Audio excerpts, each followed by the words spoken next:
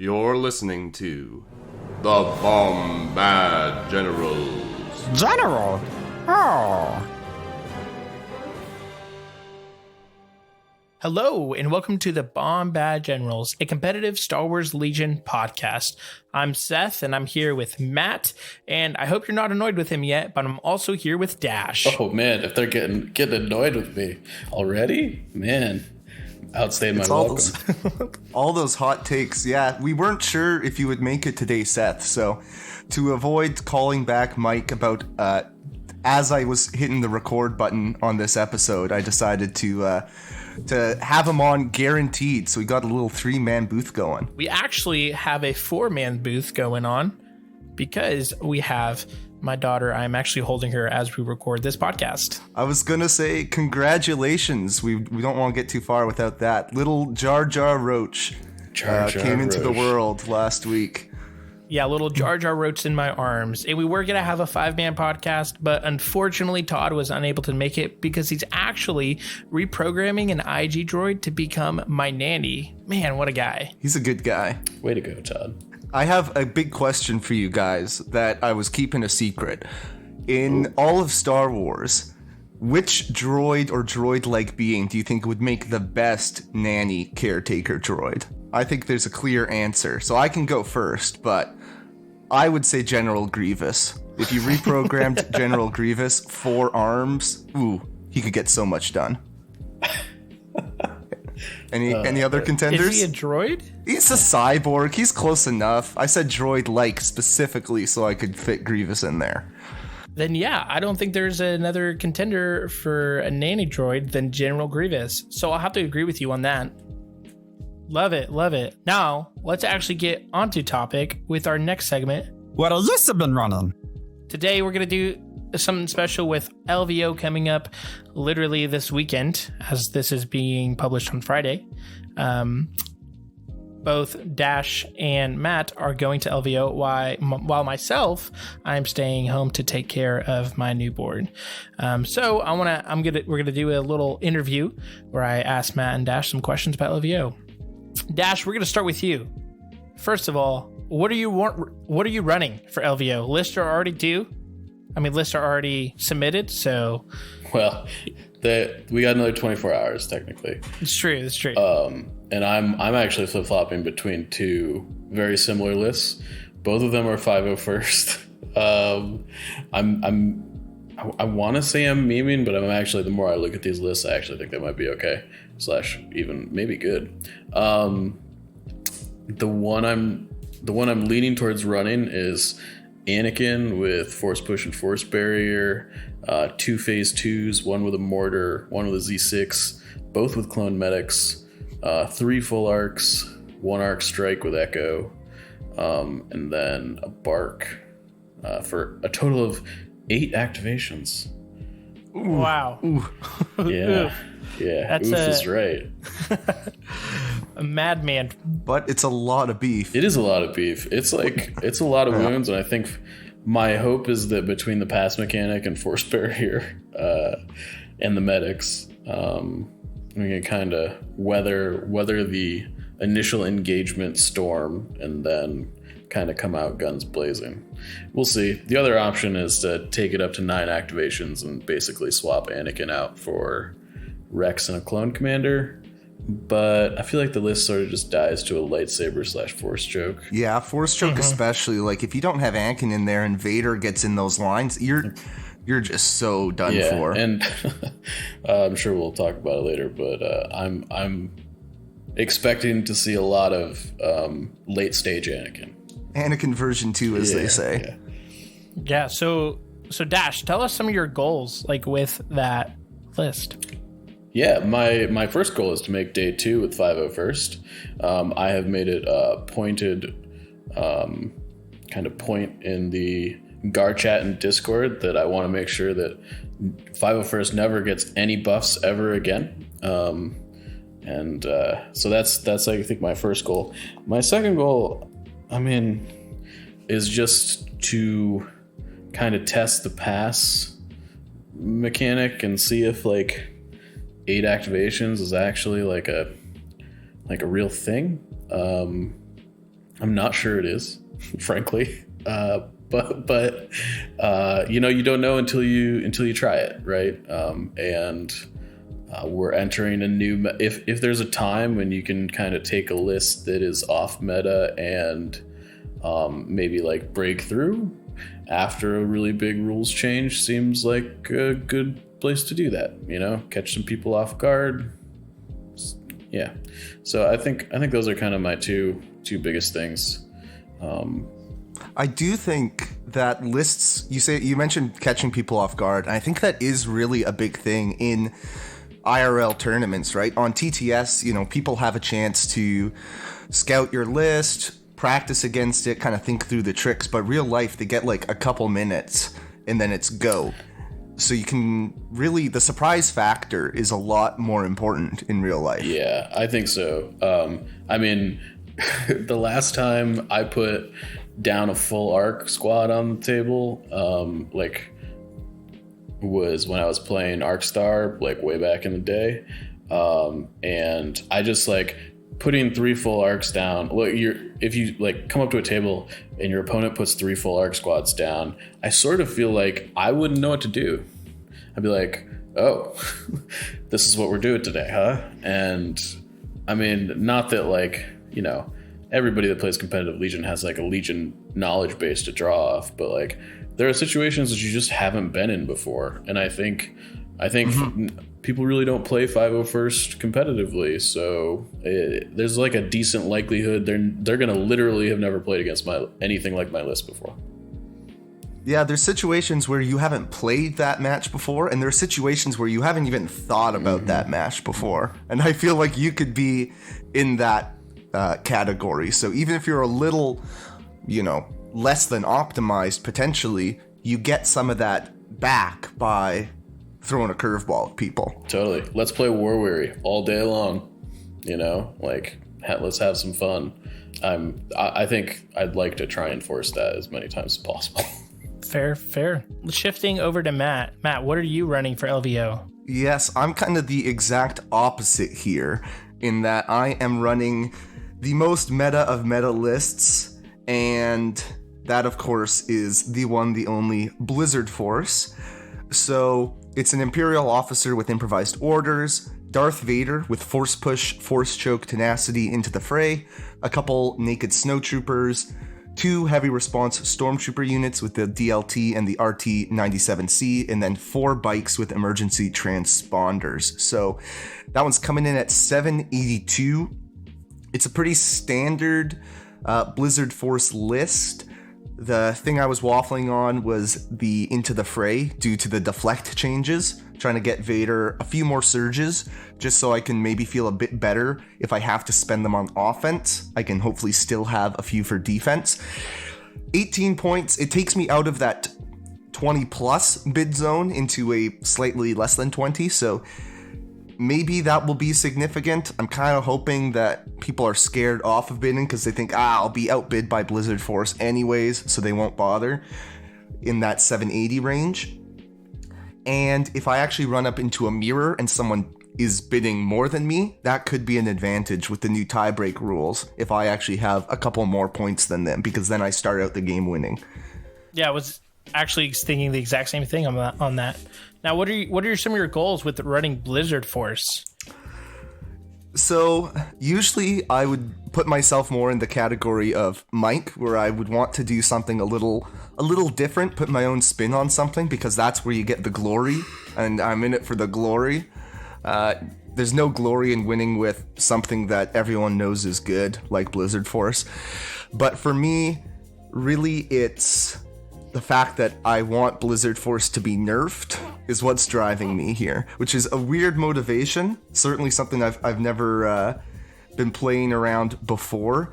But obviously before the rule changes, Blizzard was 100% top dog, no question.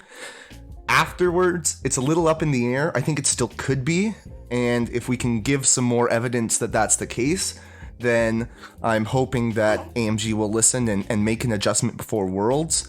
Because what I don't want to happen is people to think, oh no, Blizzard, it's not as good because now the bikes can't flank, yada yada yada. not play it for LVO, and then we find out as we get more experience with the new rules, oh no, it's still disgusting and really good.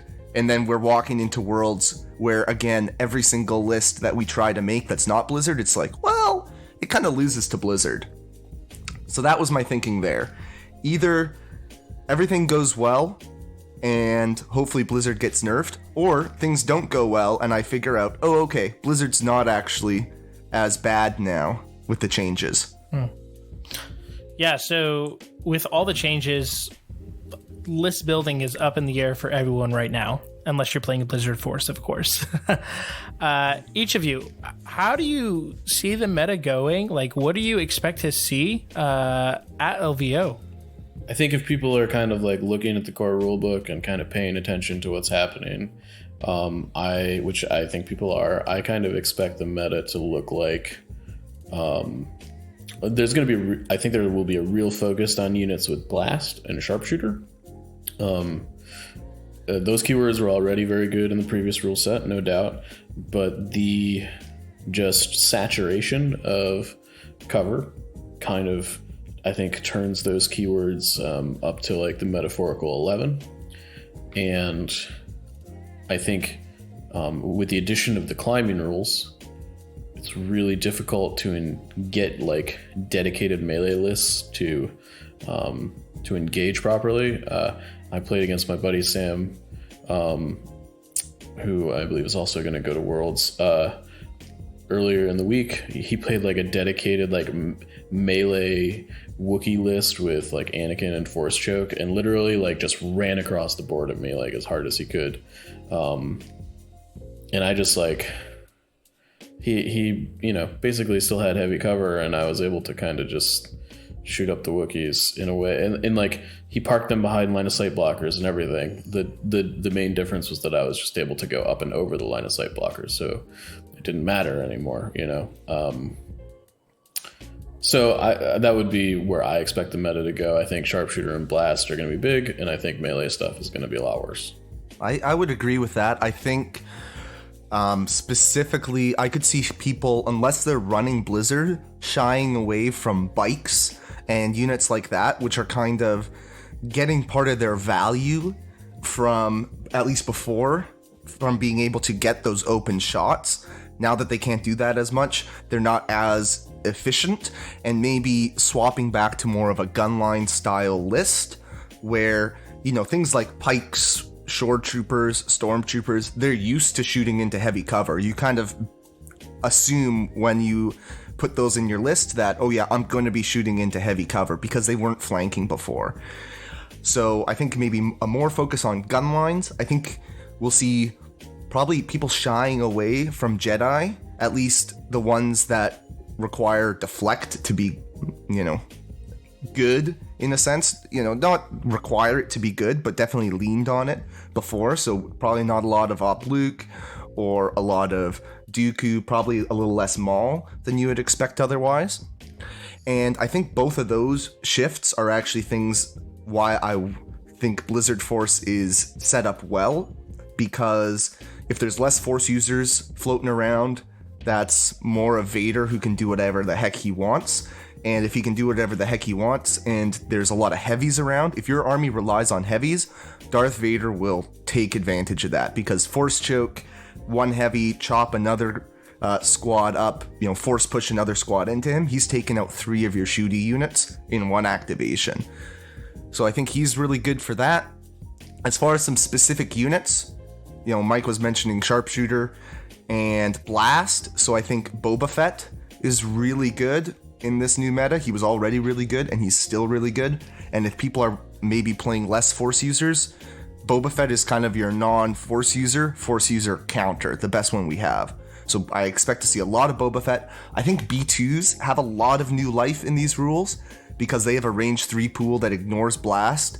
And if they are in heavy cover plus armor 1 is really good defensively, especially when they have a lot of wounds. So I think that would be a sleeper list as far as things that I would expect to do well. I think we could see a few B2 skews making noise. I also think we're talking about blast and sharpshooter, but I actually think it's really important to point out that I actually think strike teams are pretty close to probably just evaporating off the table, at least the Rebel and Imperial ones. They have a really hard time shooting into heavy cover. Just generally, like, they really want to be taking like light cover shots down to none. And if they're like, if you know you're going to get heavy cover down to light shots with them, taking them is a lot less good. Do we think, are you expecting 9-ax to kind of be the norm? I think that B2 skew that was doing well in Australia, I think that was a 9-ax droid list. Yeah. I could totally see, like, between the pass mechanic and strike teams being a lot worse, like, I could definitely see, like, the average activation count being, like, 9.5 or even closer to 9, which is actually one of the only reasons I'm, like, looking at this 8 activation 501st list and thinking, maybe this could be a thing.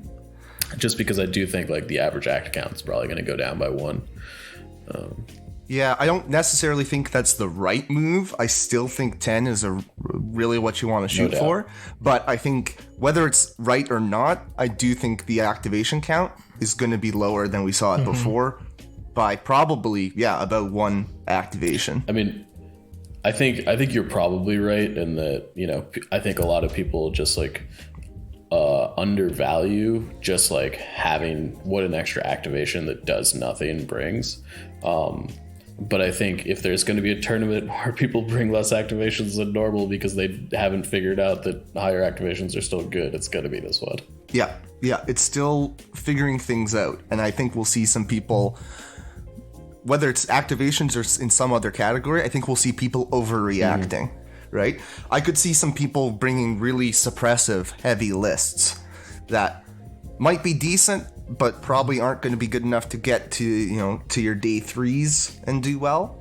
Maybe they will, but I think probably suppression will also be one of those things that we see a little bit more of. Every tournament I've been, I feel like there's saturated with Maul. Do we feel like Maul is still a good competitive component? Or do you think he has kind of seen his last life in the competitive realm? I would be really nervous about running Maul these days. I played a couple practice games recently and my opponents were still running Maul even after the changes. It's nerve-wracking though. Shadow Collective Maul, you're looking at upwards of 200 points and you're not surging on defense in melee. That makes me scared. That makes me pretty dang scared. And especially that combined with the fact that Shadow Collective cannot have a Courage 3 commander for their core. That is important as well when it comes to things like objectives and the new panic rules. Droid Maul, maybe, just because, he's still a guy with force push, and I think droids have new life, as I say, with some B2s, but I would feel personally very nervous having Maul. I think people are, generally speaking, overreacting to the deflect change. I'm not saying it's, like, not important, but I think it doesn't make, like, those units are still good at what they are, like, have been good at. And, a lot of times, like, having a dodge token in melee is still valuable. It's not that it's not valuable. It's just that it's less valuable, right? And generally speaking, you're probably going to take, like, 1 wound extra every time you spend a dodge token, which is not nothing. For me, just math-wise, thinking about it, right? If you have a force user who gets punched for 3 damage before a dodge, right?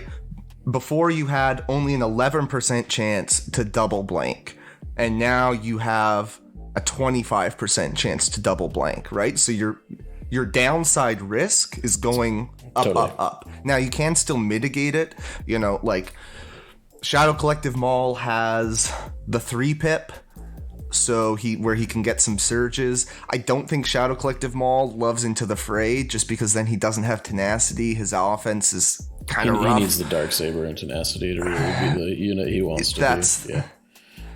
That's the thing. Like I could see droid Maul, he can take tenacity and he can take into the fray to kind of mitigate things. So it helps. There are ways to work around it, but Force users they were always, a bad roll away from putting you in a really tough spot. And that's just amplified now. And when I'm talking about, a tournament like LVO where it's, 9 rounds. Oh boy. Is it really 9 rounds? Indeed.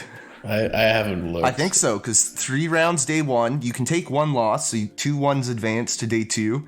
And then I think it's 3 rounds and 3 rounds, I believe. I think it's a cut to the top 4. I could be wrong about that. No, LVO is a cut to top 8. Adepticon is cut to the top 4. Oh, am I confusing my event packets? That's very possible. Yes, it's the same TO both times, so I can understand that. Oh yeah, it could be a long weekend. I'm gonna play 9 games with 5-0 first this weekend, guys. There you go. Not if you get bounced in day 1, because 5-0 first is illegal for unconventional warfare on Saturday. Which is bull, I gotta say. I was very unhappy about that. Yeah, Brad, we're coming for you. You are now an enemy of the Bombad General. It's okay. I'm just gonna play Yoda, Kenobi, Anakin if that happens. It'll be fine. That'll be fun. Playing against 3 Force Push is a good time. So we're less than a week away from LVO.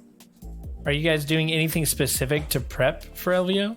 Yeah, I can start this one off. Usually I try to get a practice game in real life with the army I'm going to use, just to see how they look on the table, make sure I can tell the units apart, just get used to the tactile nature of the army. Unfortunately, I don't have time to do that this time around. So really all I'm doing is just reading the rules. I've already done my core rulebook read. I'm going to try to be reading all of the forum entries, because this is kind of a unique circumstance where I don't want to get caught out with any gotchas, just because the rules are evolving on a day-to-day basis. Yes, exactly. So that's a big thing for me. And then the other thing is just trying to get practice games against some different armies. So I've gotten a couple practice games against droids, and then Seth and I are actually playing a game tomorrow night where I'll be playing Blizzard into his clones. So that'll give me a chance to see what happens when I have limited Pierce into red surging saves. So that'll be quite interesting, I think. Trying to run the gambit, get as much experience under my belt as I can before, the games actually count for something. So this is going to go against conventional wisdom, but I don't like preparing for things. I find that when I prepare for a tournament, I tend to start overthinking things, second guessing myself, and letting anecdotal experiences color my decision trees. Whereas if I am I'm more apt to make the correct decisions in the heat of the moment without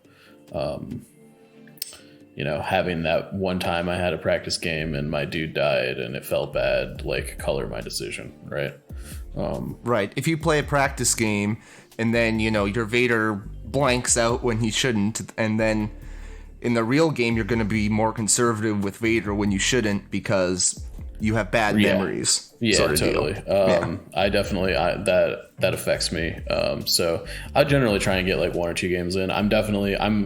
The list I'm putting on the table at LVO, I will have never played it before. I was hoping to get a game in tomorrow night, but it's not going to happen. So, have you ever put ARC troopers on the table in real life? My experience was that they were really good kind of at the start of the pandemic. So I painted some ARC troopers, and then they were nerfed to heck by the time real life play started up again. So I've barely used them in real life. That was probably a lot of my fault, frankly. I played them. Maybe it was in Invader League Season 5.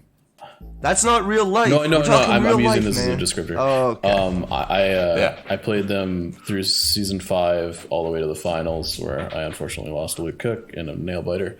Who was also running Arc Troopers. He was doing the Rec Star, not Arc Star. He had I'm sorry, that still has 3 units of ARC troopers in that's it. right. They're They were just strike team ARC yes. troopers. Yeah. Yeah. Yeah. That's fair.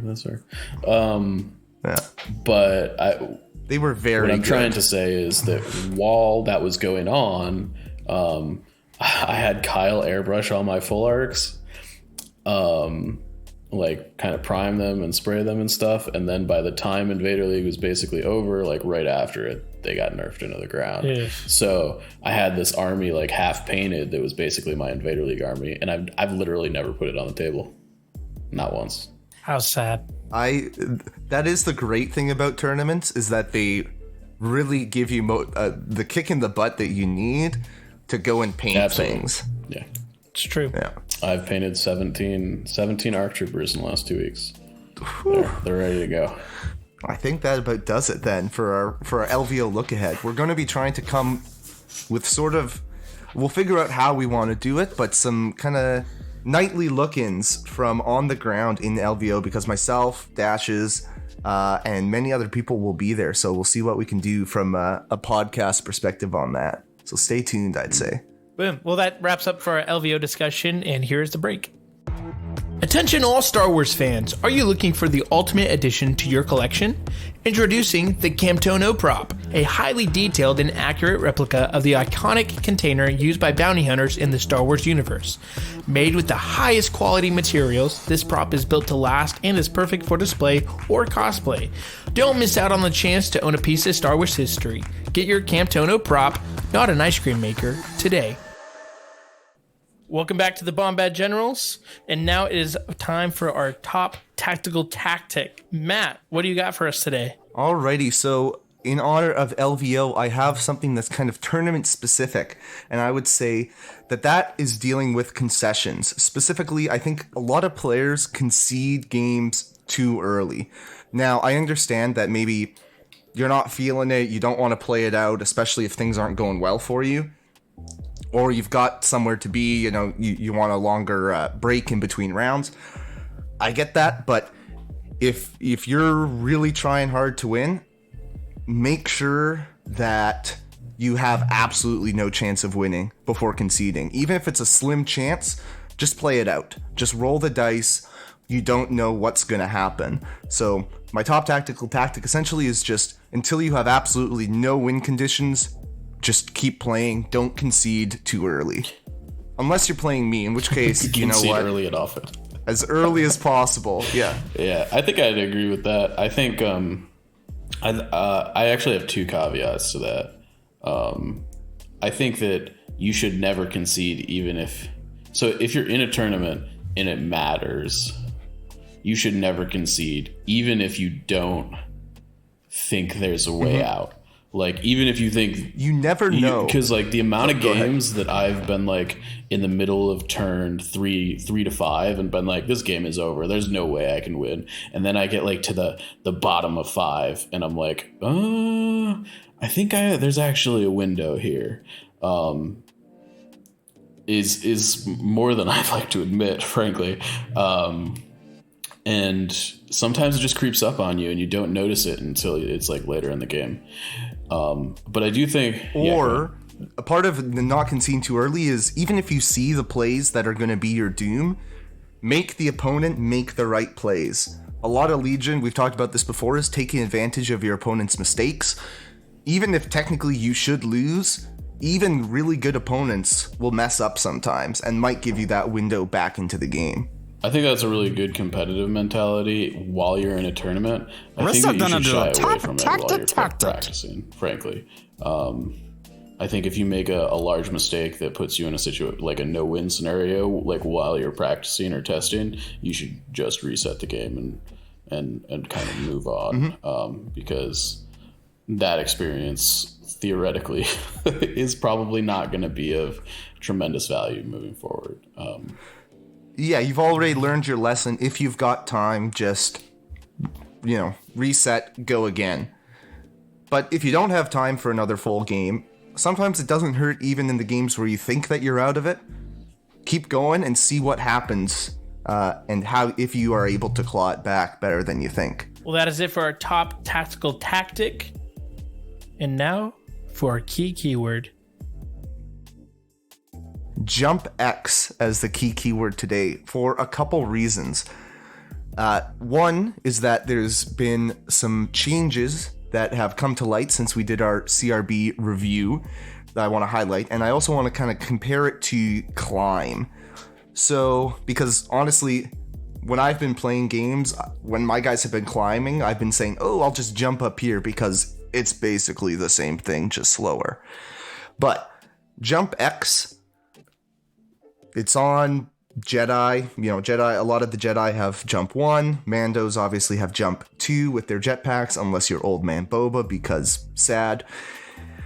The important thing that I want to highlight that changed in the new rules is that you can no longer jump off of terrain higher than X. So before, there was a specific call out in the rules that if you had jump 1, but you were starting on a height 2 piece of terrain, you could still jump down to the ground level.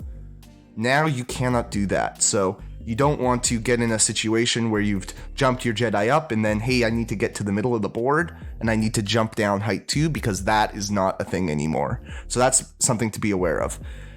Conversely, climb. So climb is basically a speed 1 jump, and I'm saying that as a good shorthand because we had a important forum ruling there as well, that there doesn't have to be anything that you could actually conceivably climb onto. So a good example is, let's say there's a bridge.